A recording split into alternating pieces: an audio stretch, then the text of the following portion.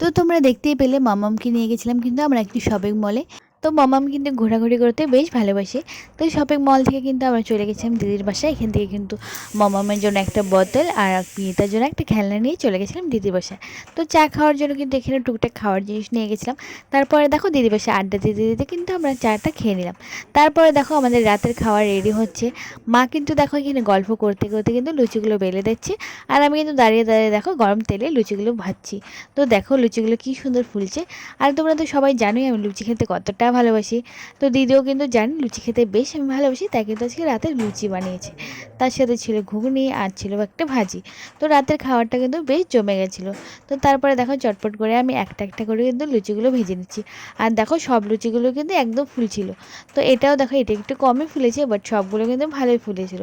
তো গরম গরম ফুলকো লুচি খেতে কারা কারা ভালোবাসো নিচে কিন্তু কমেন্টে জানাতে ভুলো না। তো এক এক করে দেখো আমার লুচি ভাজা কিন্তু একদম কমপ্লিট, এক হাঁড়ি লুচি হয়েছে। তার সাথে ছিল ঘুগনি আর ছিল কিন্তু এখানে একটা ভাজি। তারপরে দেখো রাতের ডিনারটা কিন্তু আমরা করে নিলাম লুচি ঘুগনির সাথে জমিয়ে।